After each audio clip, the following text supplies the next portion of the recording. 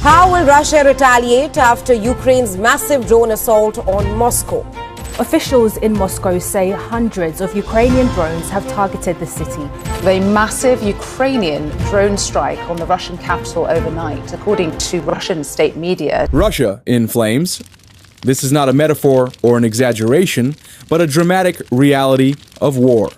Russia has carried out many attacks that threatened Ukrainian civilian life and infrastructure, but it is now paying a heavy price. From the remotest corners of Russia to the largest capital cities, every region is feeling Ukraine's flames. The third anniversary of the war has been a turning point for Russia, Ukraine, and Europe. While Europe radically revised its defense plan for Ukraine and Europe against United States policies, Russia used the opportunity of the turmoil to make gains in eastern Ukraine and Kursk. However, even without United States support, Ukraine was not so weak that Russia could have absorbed it in an instant. On the contrary, Ukraine launched waves of large-scale strategic offensives targeting Russian refineries, pipelines, and air bases in the most strategic areas of the Russian Federation. By targeting critical oil infrastructure that feeds Russia's military logistics, Ukraine aims to stop the Kremlin's war machine. This new wave of attacks is hitting not only Russia's border regions, but also the most remote parts of the country. From St. Petersburg to Moscow, from Rostov to Saratov, from the front line to Russia, every point within a 1,200-kilometer radius has been set ablaze by Ukraine's innovative attacks. Despite the energy ceasefire, Russia continued to attack Ukrainian civilian infrastructure and energy facilities. The targeting of Ukrainian energy infrastructure in the Donetsk region, just hours after the ceasefire, triggered Ukrainian raids. The Ukrainian raids, which began in early March with a wave of attacks on the St. Petersburg refinery and Moscow, have now put Crimea, Belgorod, Saratov, and Krasnodar under intense pressure. One of the most striking aspects of the Ukrainian raids was the use of long-range Neptune missiles. With a range of up to 1,000 kilometers, the Neptune missiles set Russia's Engels, 2 airbase and arsenals ablaze, as well as huge refineries in the port of Tuapse in Krasnodar. Ukrainian drones are able to reach their targets undetected thanks to advanced navigation systems, cutting the vital arteries of the Russian oil industry one by one. Recent reports have revealed Putin's helplessness in the face of these attacks and the severe damage Russia has suffered. But how are these attacks affecting Moscow? Is the energy sector that financed Vladimir Putin's war beginning to collapse? How will small but deadly drones shape Russia's economic and military future? For answers to these questions and more, here is our video. But first, please do not forget to subscribe to our channel, turn on notifications, and give us a like to stay up to date with our content. In just 6 months, between September 2024 and February 2025, Ukrainian attacks caused up to $900 million in damage to Russian energy infrastructure. Now add to that the massive raids in March, and Ukraine is causing more than $1 billion in damage to Russian energy infrastructure in just 7 months. Ukraine also hit a Russian refinery that supplies 50% of Moscow's fuel. Russia's March nightmare started with St. Petersburg. Ukrainian forces targeted Leningrad and Samara regions in the first week of March 2025. The Kirishinefteyorg Syntez refinery, located 780 kilometers from the Ukrainian state border, was attacked by drones. Leningrad region governor Alexander Drozdenko confirmed the attack. The plant processes West Siberian and Volga Ural oil and receives crude by pipeline from distribution centers in the Yaroslavl region. It is Russia's largest oil refinery by volume of fuel produced. The plant is part of the Surgutneftgaz company with an annual processing capacity of 20.1 million tons of oil. The Ukrainian drone fleet then targeted the Novokuybishevsk oil refinery in the Samara region. According to some sources on the scene, the attack hit the refinery's hydro-treatment unit. The facility is located approximately 700 to 1,000 kilometers from the Ukrainian state border. March 11th marked a huge turning point in the Ukrainian-Russian war. Ukrainian forces targeted dozens of areas within 600 kilometers from the front line, including many parts of Moscow, with about 350 drones and missiles. Key Russian cities, such as Moscow, Bryansk, Kursk, Belgorod, and Voronezh, were attacked with 337 drones. Moscow alone was targeted with 91 drones. This was recorded as the largest attack ever in the history of warfare. The Ukrainian military reported that Ukrainian drones struck a Russian oil refinery that provides about half of the fuel for the capital Moscow. The General Staff of the Armed Forces of Ukraine reported that the Unmanned Systems Forces of Ukraine, together with the Security Service of Ukraine, SBU, and Military Intelligence, HUR, carried out the drone strike on the Moscow oil refinery on the night of March 11th. The General Staff noted that the Moscow oil refinery has the capacity to process 11 million tons of oil per year and supplies 40 to 50% of the capital's gasoline and diesel needs. A few days later, on March 14th, Ukrainian drones struck the Tuapse oil refinery in Russia's Krasnodar Krai, dealing a blow to President Vladimir Putin. With an annual processing capacity of 12 million tons of oil, it is one of the country's largest oil hubs. The Rosneft-owned oil refinery, reportedly still burning today due to a strike, is of strategic importance to the Russian military, providing fuel for Putin's prized Black Sea fleet. Immediately afterwards, Ukrainian forces launched massive attacks on Krasnodar and Crimea. Ukrainian naval drones and FPV drones again targeted both Crimea and Krasnodar in a combined attack. On the night of March 19th, Crimea and Krasnodar went up in flames. The attack on Krasnodar was so strong that it took almost a week to extinguish the fires at the Russian oil refinery. The Caspian Pipeline Consortium, CPC, announced that pumping oil from the Kavkazskaya oil pumping station in Russia's Krasnodar Krai has become impossible for the foreseeable future after it was destroyed by Ukrainian drones. According to a statement from CPC's press service, the company is continuing rescue work at the facility, Russian media outlets reported. The company's statement read as follows.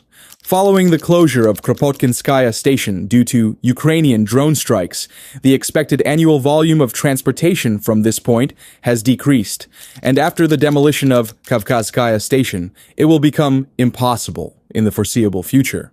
CPC is currently continuing restoration work at Kropotkinskaya station. The consortium noted that the attack on the Kavkazskaya oil transfer point took place on March 19th.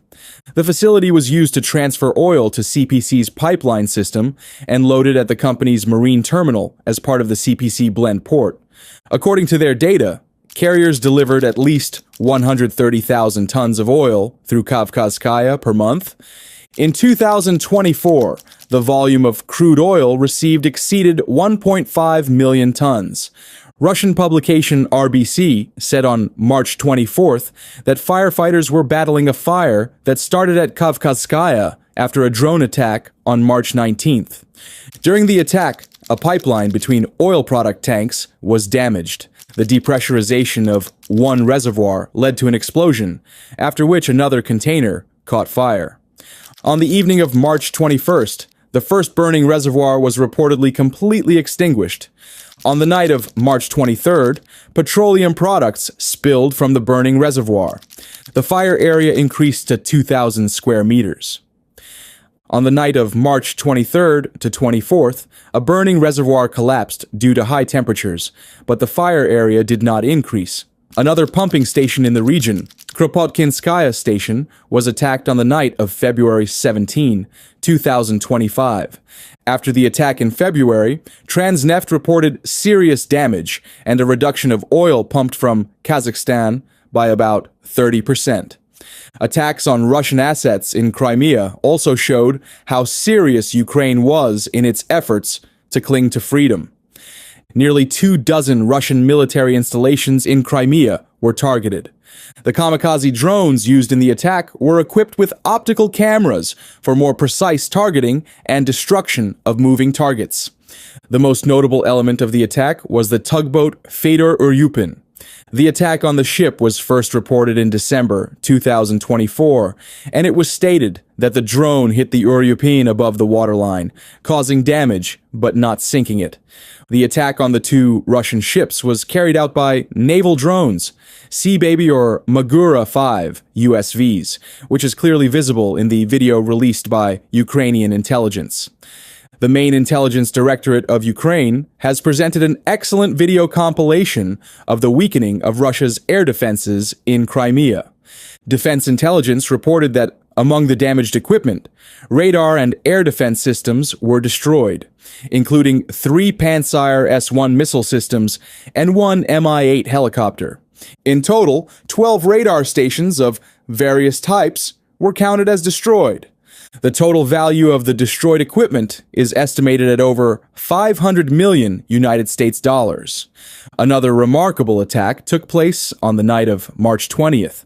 Drones attacked the ammunition storage area of Engels Airport, located 700 kilometers from the Ukrainian border. Ukraine used many different aircraft in this attack. However, the most striking part of the attack was the use of a Ukrainian domestic missile to blow up large arsenals at the Engels 2 airbase.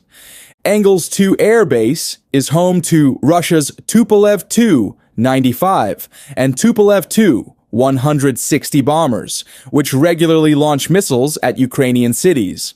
There are also huge arsenals of Kh-101 cruise missiles.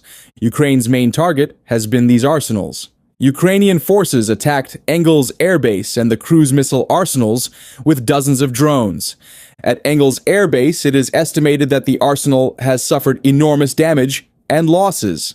British sources claim that the arsenals at Engels Air Base were hit by long-range Neptune. Initial assessments indicate that the Ukrainian attack destroyed a significant number of Kh-101 and Kh-555 cruise missiles. These weapons, valued at between $5 million and $15 million each, are a key component of Russia's airstrike strategy.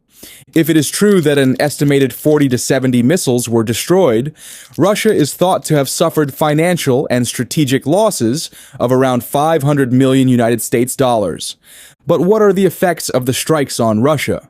According to recent reports, Ukraine dealt a significant blow to Russian energy infrastructure with a series of strategic strikes between September 2024 and February 2025, estimated to have caused between 60 billion rubles, about 658 million United States dollars, and 80 billion rubles, about 900 million United States dollars in damage.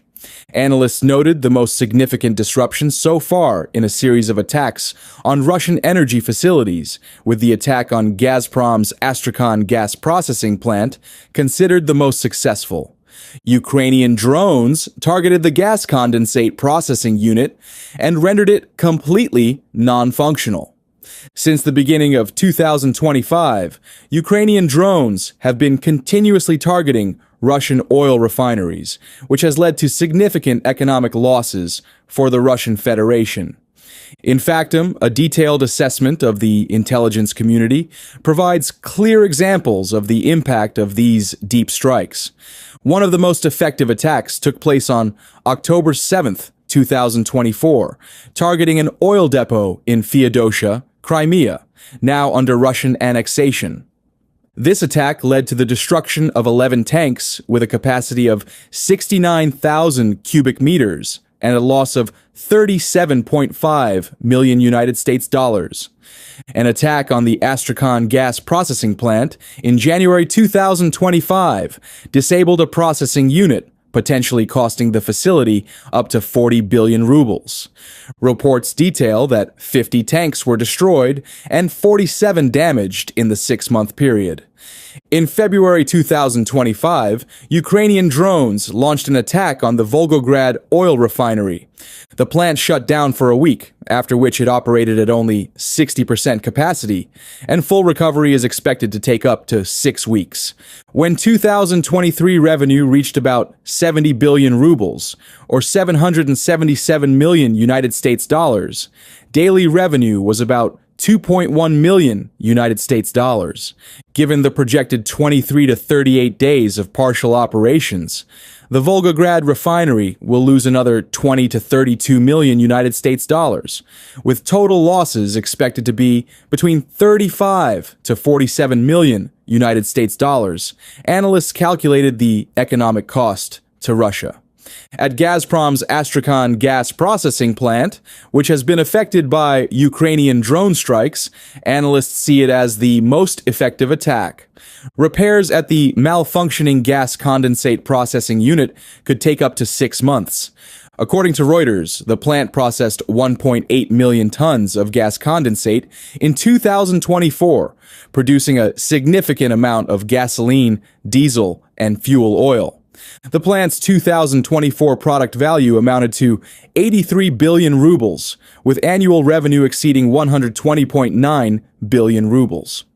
Analysts estimate that the non-operational installation accounted for 69% of production. Conservatively, if the plant operates without a gas condensate block, Astrakhan could face losses of 228.3 to 456.6 million United States dollars. A full shutdown during the period could increase losses to 331 to 662 million United States dollars. In factum, analysts emphasized. They underline that if the Astrakhan plant remains closed for 6 months, total losses could reach 77.9 billion rubles, or 863.4 million United States dollars. In contrast, Russia's total oil export revenue for 2024 was estimated by the International Energy Agency at 189 billion United States dollars. On March 8th, 2025, let us look at the importance of the targeted facilities in Leningrad and Samara. Kirishi-Nefteyorg-Zintes is Russia's second largest oil refinery and is located in the city of Kirishi in the Leningrad region, about 780 kilometers north of Ukraine. The plant processes West Siberian and Volga-Ural oil and receives crude by pipeline from distribution centers in the Yaroslavl region. It is Russia's largest oil refinery by volume of fuel produced. The plant is part of the Surgutneftgaz company with an annual processing capacity of 20.1 million tons of oil. Novokuybishevsk oil refinery in Samara is one of the largest oil refineries in Russia and is part of Rosneft Oil Company. The plant has an annual crude oil processing capacity of 8.8 million tons and ranks among the 10 largest refineries in Russia in terms of processing volume. According to industry sources, in 2023, the refinery processed about 3,687,000 tons of oil. This is equivalent to 1.34% of Russia's total oil refining capacity. The main petroleum products produced from this amount were as follows: 624,000 tons of gasoline. This accounted for 1.42% of total gasoline production in Russia. 1.187 million tons of diesel fuel were produced. This corresponds to 1.35% of total diesel fuel production in the country. 1.040 million tons of fuel oil were also produced at the plant. This accounted for 2.56% of Russia's total fuel oil production. These data show the importance of the refinery in the Russian energy sector and how Ukraine's attacks on oil infrastructure could have a direct impact on Russia's fuel production. In particular, its share of diesel and fuel oil production proves its critical importance for military logistics and industry. These attacks have caused significant damage to Russian oil refinery infrastructure, resulting in temporary shutdowns.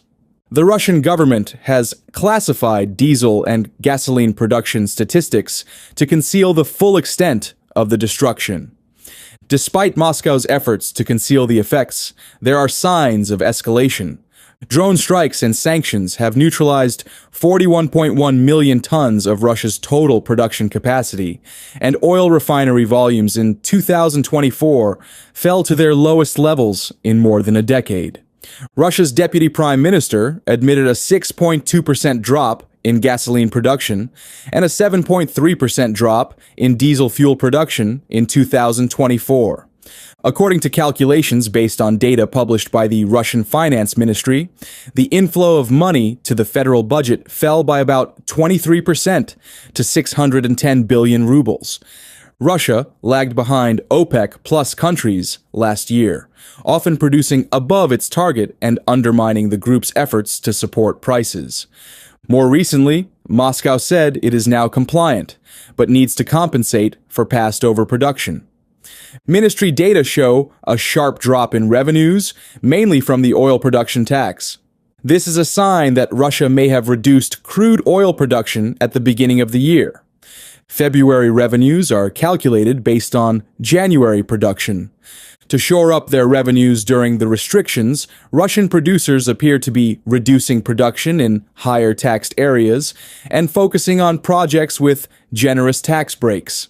Russia's total oil and gas revenue last month fell nearly 19% from a year earlier to 771 billion rubles. The country's average daily crude oil production in January fell to 8.96 million barrels from about 9.46 million barrels a year earlier, according to Russian figures that could not be independently verified because Moscow has classified much of its oil industry data.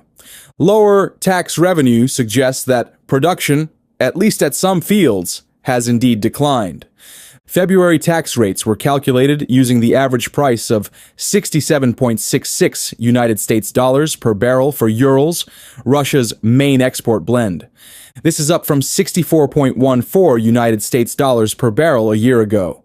The ruble exchange rate averaged 100.8676 per United States dollar, down 13% year on year. Payments to refineries also affected the budget. According to the ministry, gasoline and diesel producers received more than 148 billion rubles in subsidies in February to supply the domestic market. In the gas sector, tax revenues in February rose by 6.5% year on year to more than 161 billion rubles, as export taxes increased due to higher gas prices in Europe. All these developments prove that in international relations, regional wars can at some point become borderless. Perhaps Putin thought Ukraine is weak. We can bring it to its knees in one fell swoop, but he did not realize how resilient Ukraine is.